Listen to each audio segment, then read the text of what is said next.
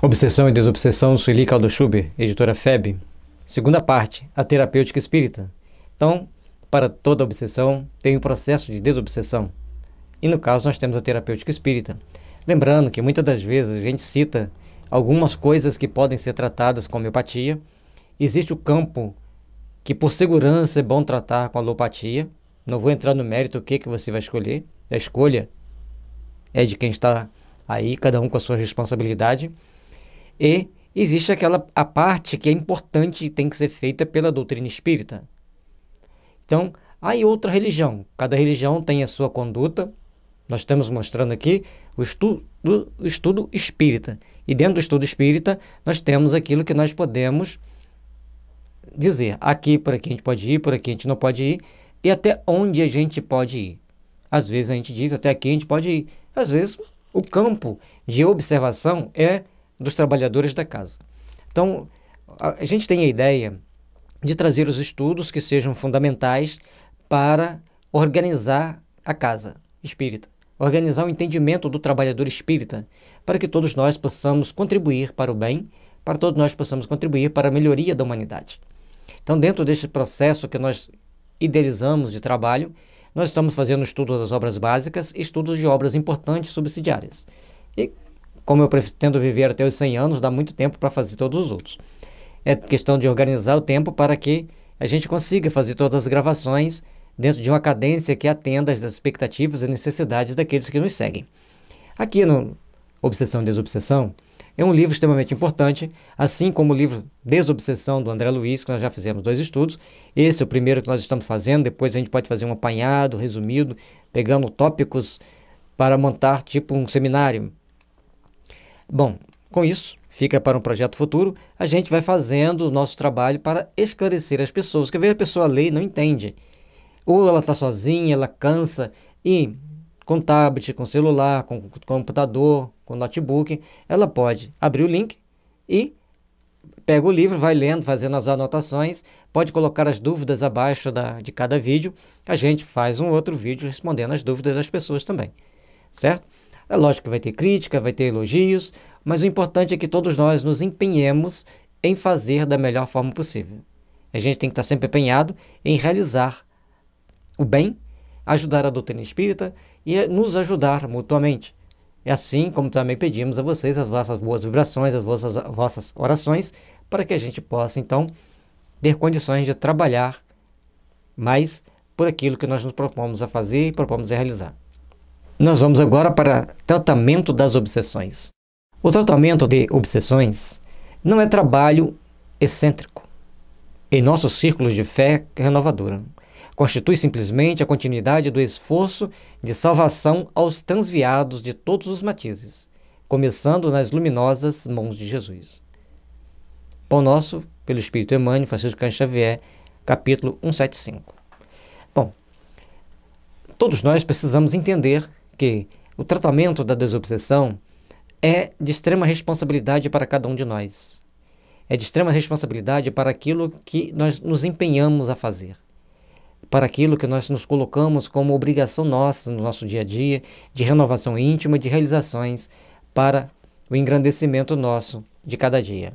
Portanto, sejamos cônscios das nossas responsabilidades. Tenhamos a condição de entender que vamos chegar ali para procurarmos observar, procurarmos ver onde estão as nossas dificuldades e, com isso, nós trabalharmos para fazer o melhor possível por aquele trabalho que nós nos dedicamos, que a gente pretende realizar. E dentro da desobsessão nós temos uma coisa muito séria, que estamos interferindo em ações de espíritos que querem o mal para uma pessoa, para uma família ou às vezes até para a humanidade. Então é um trabalho que nós temos que fazer com seriedade, que temos que fazer com responsabilidade e temos que procurar então fazer o possível para, dentro das nossas possibilidades, começarmos a criar as condições de realizações no bem. Antes dele, os obsessos eram marginalizados e objeto de curiosidade e temor.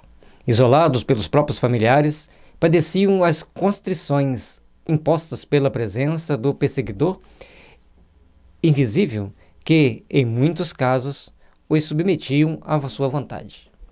Então, antes daquela época, quando Jesus esteve aqui na Terra, existiam inúmeros pessoas obsediadas ou obsessos.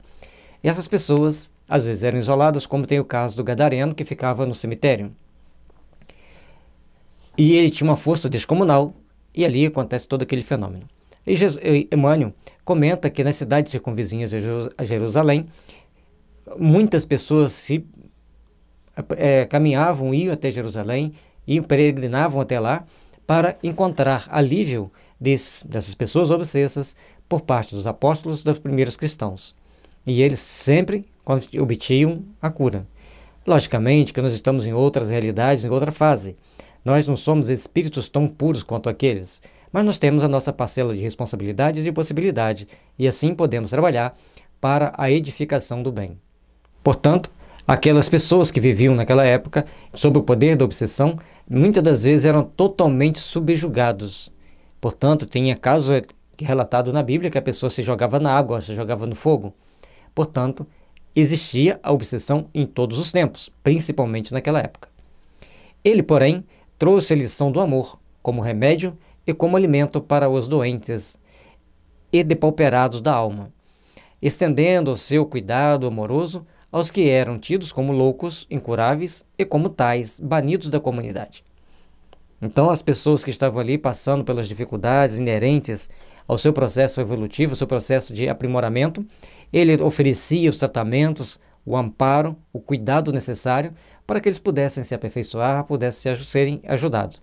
Logicamente que diante de Jesus, a maioria dos obsessores estremeciam e cediam ao impulso de saírem de perto do obsediado, para não sofrerem aquele influxo de energia positiva. E muitos deles cediam-se, deixavam-se apanhar para aquele influxo de energia positiva de Jesus e começavam a tomar novos caminhos. Já li um livro onde o espírito relata que um dos espíritos dos relatos do livro, o espírito sai correndo, desesperado, e uma equipe vai acompanhando ele até o momento que pudessem resgatá-lo. E o outro, diante daquele influxo, ele se ajoelha e é amparado por equipe de espíritos que ajudavam Jesus, e ele então começa a integrar as equipes do bem. Existia, logicamente, de todas as formas de trabalho ali presente. E não pensem vocês que Jesus estava sozinho. Ele tinha um exército de anjos, de espíritos bons ao lado dele. Logicamente que o trabalho dele não é menor nem maior porque ele tinha esse exército de anjos. Pelo contrário, mostra-nos que ele tinha poder de arregimentar quantos fossem necessários para fazer cumprir a lei.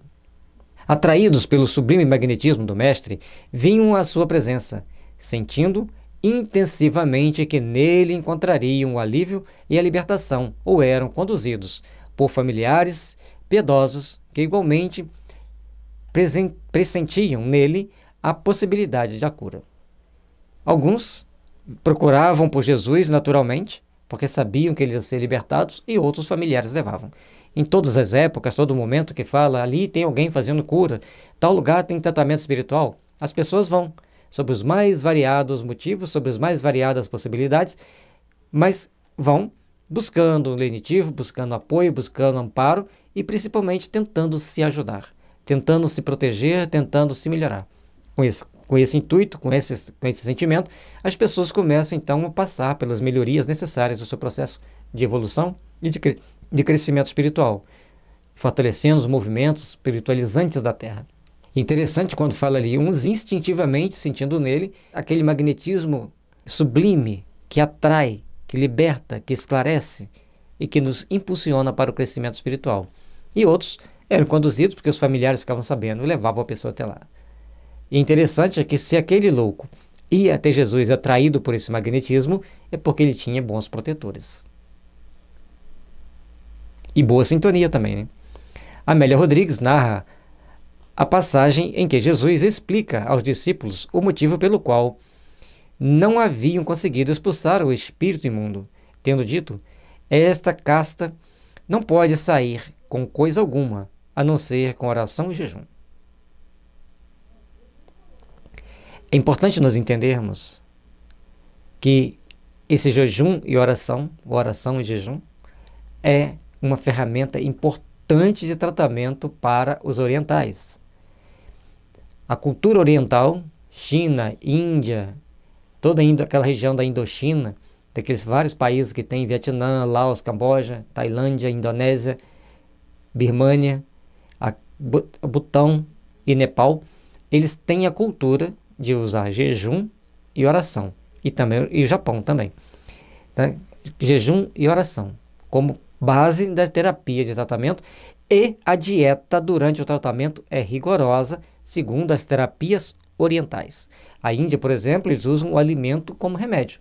A Ayurveda, uma das classes da Ayurveda, que ela tem um monte de versões, é na parte da alimentação, a alimentação de acordo com a personalidade, e você não vai misturar certos alimentos para poder ter saúde. Essa sopa que a gente faz, que o Hahnemann condena no Organon, o perigo das sopas, é porque muitas das vezes a gente mistura alimentos que não podem misturar e vira veneno. Comprovadamente vira veneno.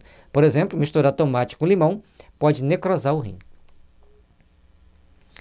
Diante, pois, deles, possessos e possessores, só a oração do amor infatigável e o jejum das paixões conseguem mitigar a sede em que se entredevoram, entregando-os aos trabalhadores da obra do Mestre, do nosso Pai, que em toda parte estão operando com um amor incessante.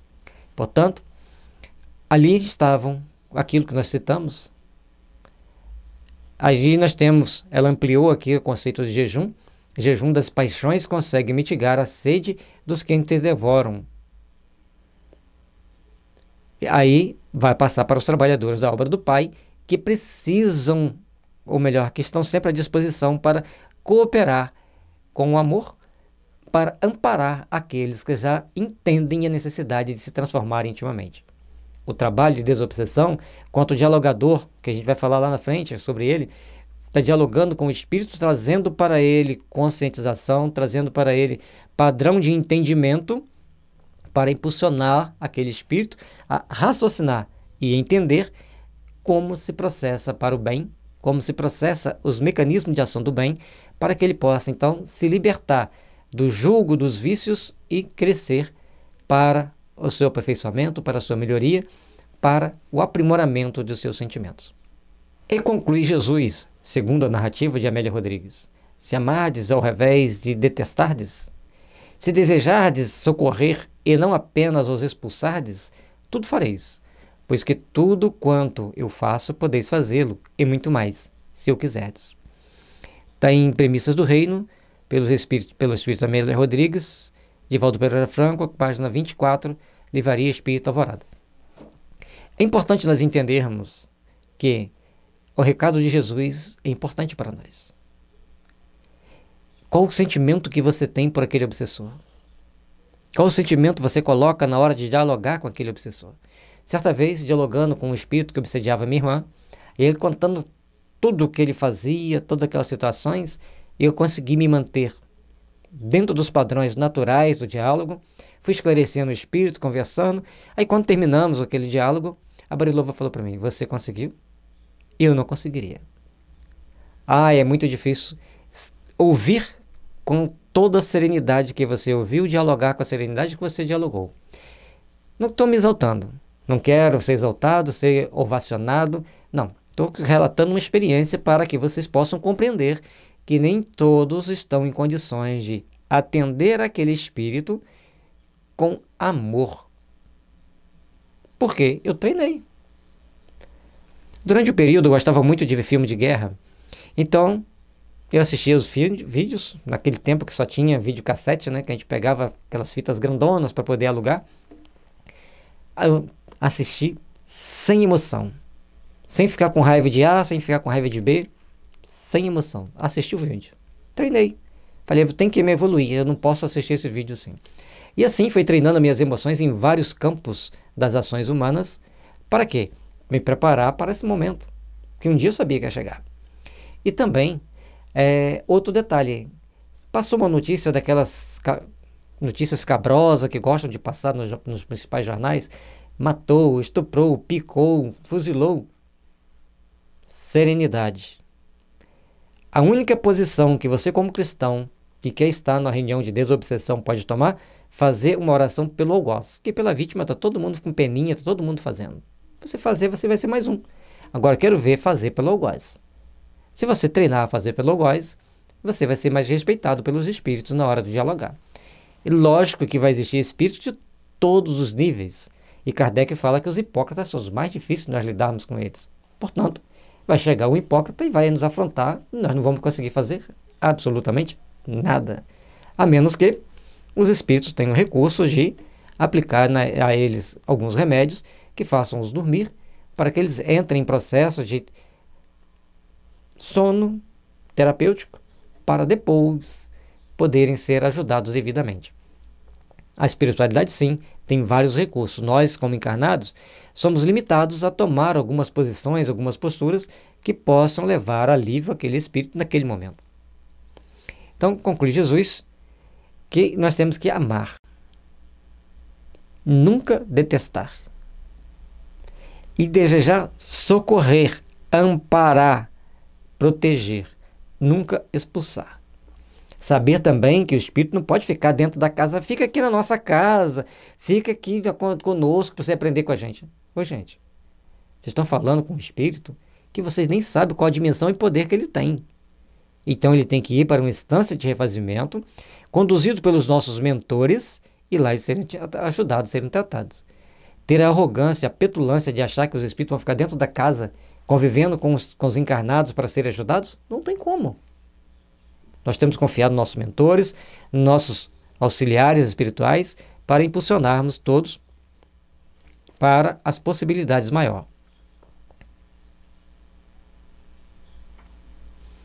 O trabalho de desobsessão se iniciou, pois, com Jesus, indicando o excelso amigo todo o processo terapêutico a ser empregado dali por diante. A lição ficaria ecoando pelos tempos afora, ensinando aos homens que somente através da prece, da reforma íntima, conseguiriam a libertação para os graves padecimentos das obsessões.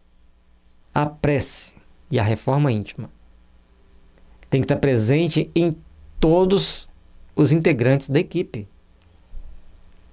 Todos têm que estar treinados e treinando a agir com bom senso, com equilíbrio, com respeito. Então você não pode odiar, mas também não pode rir. O espírito chega lá falando das suas dificuldades, às vezes conta uma história engraçada, você tem que se manter sereno. Então estar dentro da reunião mediúnica exige de cada um de nós responsabilidade. Exige de cada um de nós atitudes compatíveis com o tamanho da obra. Façamos o melhor para que o melhor esteja sempre agindo em nós. Essa lição que Jesus traz para nós, da reforma íntima, da prece, nos liberta de graves padecimentos das obsessões. Mas veja bem, você está falando de jejum. Então hoje nós conhecemos uma ciência chamada epigenética, que diz que determinadas substâncias químicas interferem no nosso genoma e em nosso estado psíquico. Hahnemann, há mais de 200 anos, há 211 anos, 212 anos, ele descobriu, há mais de 212 anos, certo? Ele descobriu que as substâncias, toda substância que pode curar, ela só pode curar porque ela altera o seu padrão mental e emocional. Portanto, depois, Eduard Bach, quando ele descobriu os florais de Bach, ele viu que os florais alteravam o nosso emocional. Portanto, alterava o nosso estado de saúde. A homeopatia muda o mental, o floral muda o emocional. E a partir daí, nós vamos ver que muitas substâncias químicas criam problemas para nós. Então, se você vai ter uma alimentação muito química, muito industrializada, enlatados principalmente, vai fazer mal para quem está se candidatando a trabalhador da desobsessão. As bebidas químicas também não são bem vistas, nem bem-vindas. Café e chocolate no dia da reunião de desobsessão tem que ser evitado. Ou seja, se você quer, você tem que fazer sua parcela de contribuição. Ah, mas eu não faço nada disso não. Eu como enlatado, eu tomo café, eu tomo refrigerante, eu tomo suco de pacotinho. Não tem problema. O problema é seu, não é meu. Eu não uso. porque a minha saúde não aceita, meu organismo não aceita esses alimentos. Então, eu não como carne, eu não como enlatado, eu não uso essas substâncias. Aí, se você vai numa festa, se eu estou numa festa, eu posso tomar um copo de refrigerante. Mas não me faz mal. Também, se eu não tomar, não vai fazer diferença para mim. Se tiver suco, eu vou optar pelo suco. Depois de longo espaço de tempo, enquanto os homens se esqueceram, deturparam ou abafaram os ditos feitos do Senhor, perseguindo os obsediados, os médiuns, enfim, todos os que apresentassem dons mediúnicos ou psíquicos, considerados à época diabólicos, veio o Espiritismo, o Consolador prometido por Jesus. Na época de Jesus, as pessoas iam procurar os templos ou procurar pelos apóstolos, pelos seguidores do Cristo, pelos cristãos, para aliviar os seus entes queridos do processo de obsessão. Veio uma lacuna de tempo em que passa-se a perseguir as pessoas que tinham o dom de tratar essas pessoas e também os que apresentavam esses problemas de saúde. E também os médiuns. Perseguiam os médiuns, perseguiam os doidos e criou-se toda uma celeuma. Mais tarde, no século XIX, então, vem a doutrina, o Espiritismo, vem os espíritos, primeiramente, começam a produzir fenômenos de efeitos físicos. Kardec os estuda, codifica e começa a mostrar para nós que devemos esclarecer os espíritos. Portanto, foi um trabalho conjugado de forças que as dores, as dificuldades e as experiências levaram as pessoas a tomarem consciência para agirem de forma condigna com as necessidades de cada um. É, portanto, nossa necessidade aprendermos a trabalhar e aprendermos a construir o melhor possível para edificarmos o bem onde quer que estejamos, no caminho do amor e da paz em nosso coração. Reavivar a luz das lições do Cristo, retirando-a de sob o alqueire das fantasias que ocultava a verdade de acordo com as conveniências e as circunstâncias do poder temporal, assim estamos, dando continuidade àquele trabalho bendito que as luminosas mãos de Jesus iniciaram. Então nós temos que treinar a trabalhar no bem, treinar a fazer o melhor, treinar a construir um mundo melhor para todos nós. Não adianta nós querermos achar que vamos resolver todos os problemas do mundo, mas nós podemos ajudar alguns que venham até nós. E a função do Espiritismo é resgatar o Evangelho de Jesus, esclarecendo as pessoas das verdades eternas, principalmente esclarecendo os espíritos, que eles são espíritos, que muitos deles não sabem, que eles são filhos de Deus, que muitos deles já se esqueceram, e que precisam trabalhar precisamos todos juntos trabalhar para o bem e no bem. Porque somente assim converteremos a humanidade para a luz do amor e da paz. Logicamente que existem entraves aos mil para que o nosso trabalho seja impedido das realizações que precisamos. Mas todos nós precisamos então estabelecer as metas que vai nos impulsionar para as grandes realidades, grandes realizações do amor, da paz e da fraternidade. Compete a cada um de nós agirmos segundo as nossas possibilidades, agirmos segundo as nossas responsabilidades. E lembrar que Jesus iniciou todo o trabalho de desobsessão com as suas luminosas mãos, com seu luminoso trabalho, impulsionando-nos a entender e raciocinar sobre as possibilidades de também fazermos o melhor possível pelos nossos semelhantes. É o abençoado ministério de desobsessão, tanto mais abençoado quanto é certo que, ao sermos convocados para esse labor, sentimos no imo da alma que ele realiza em nós tudo o que pretendemos fazer pelos nossos semelhantes. Convocados ao jejum das paixões, estamos exercitando a autodesobsessão e porfiando pela mudança de nosso próprio clima mental, pela própria transformação moral. E aí, o jejum das paixões é fundamental, porque o jejum das paixões significa reforma íntima, mas o jejum da boca, da alimentação, vai nos dar condições de termos melhores fluidos, de emanarmos melhores energias. E aí nós temos que ter cuidado para não criarmos, mas isso não tem nada a ver. Por que não tem? Eu já conversei com fulano, com Beltrano e disse que não tem nada a ver. Bom, entendamos, eu sou terapeuta, A gente fez vários estudos, nós sabemos, baseados nos estudos que fizemos, que o jejum e a boa dieta são fundamentais para a saúde. E se você procurar qualquer bom nutricionista, ele vai falar a mesma coisa. Só que tem que esse nutricionista não vai falar da parte espiritual do processo da alimentação. A Ayurveda vai falar. A Ayurveda vai mostrar para a gente que a alimentação é fundamental para você ter mais saúde. Portanto, não se deve comer determinados alimentos, misturar determinados alimentos. Então, nós temos que entender jejum de uma forma mais ampla possível. E muitas das vezes nós temos que treinar também, ficar um tempinho sem comer. Cada um com o seu, cada um. Que não fique 24 horas, mas fique 4, 5, 6 horas, dentro da possibilidade do treino de cada um. O ideal é a monodieta. Alimentar-se de uma coisa só, que seja leve, branda. Não aconselho fazer isso só com mamão e nem só com manga, porque vai sobrecarregar os rins. E o mamão, às vezes, para algumas pessoas, dá muita dor no estômago. A banana e o arroz, não pode misturar as duas, uma ou outro. Ou a banana ou o arroz, como monodieta, é uma boa dica de boa alimentação. Isso tem a ver com a doutrina espírita? Não, isso tem a ver com terapia. E, logicamente, que se você sente que você não dá conta de fazer, você não faça. Embora a monodieta vai trazer bem-estar para todo mundo. E a monodieta você vai ter que saber quanto tempo você vai dar conta de fazer a monodieta. Você tem que treinar, você tem que saber se conhecer. Não é receita, tá, gente? A gente está compartilhando experiências, compartilhando conhecimentos. Portanto, tudo aquilo que você faz pelo outro, você recebe em benefício. E se você faz um pouco mais pelo outro, você recebe um pouco mais de benefício para você.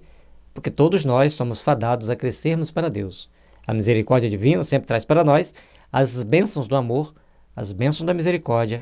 O Espiritismo, portanto, orienta o tratamento das obsessões, abre novo entendimento acerca do obsessor e obsediado e demonstra o quanto é importante a participação do enfermo como condição básica para o êxito do tantame, em qualquer tempo em que esse se realize, em qualquer lugar. Mas o local do tratamento da desobsessão é na casa espírita. Não é na casa da pessoa, não é no meio da rua, não é numa cerimônia debaixo de uma árvore. Não, o tratamento de desobsessão é na casa espírita, na sala de tratamento espiritual. Porque os espíritos têm máquinas, têm aparelhos que são usados nesses momentos. Portanto, nós temos que entender que ali vai estar um conjunto de ações, um conjunto de trabalho de pessoas para que todos possam se fazer unidos por um ideal maior, por um ideal de paz, de harmonia e de fraternidade. Construamos, pois, um mundo melhor.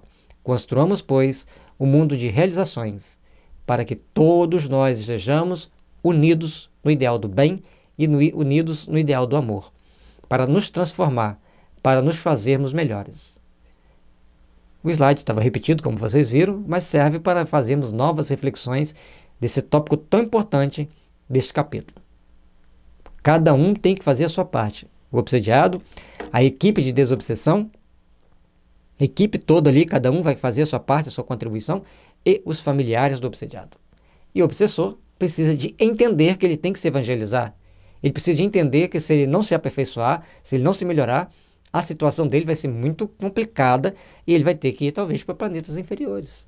As opções têm que ser dadas claras para ele, porque ele não sabe. Ou às vezes sabe e finge que não sabe. Mas na dúvida a gente esclarece, ó. O melhor caminho, seguir Jesus, procurando se educar, se aperfeiçoar e perdoando sempre. Ou você vai ter uma reencarnação sobre problemas sérios de limitações, em condições de sofrimento e banimento. Essas informações têm que ser sempre colocadas para o obsessor, porque ele toma consciência da responsabilidade dele. E assim, a gente vai entendendo os processos de como nós vamos tratar. É agora autotratamento, o processo de autodesobsessão, que é bastante interessante, que a gente volte a olhar para dentro de nós mesmos e procuremos nos corrigir para melhorarmos-nos e estarmos em condições melhores nos amanhãs que nos esperam. Estude Kardec e compreenda-se mais. Compreender a doutrina espírita, compreender o processo de obsessão, é também você se conhecer. Por que você fica obsediado? Que tipo de pensamento, sentimento que você tem para ficar obsediado? O karma só do passado, por si só, não justifica tantos problemas. Mas ele é um norte para nós nos conhecermos melhor. No site da FEB, você pode encontrar este livro e vários outros. Paz e luz e as bênçãos de Jesus estejam em todos nós, envolvendo-nos, impulsionando-nos, iluminando-nos nos caminhos.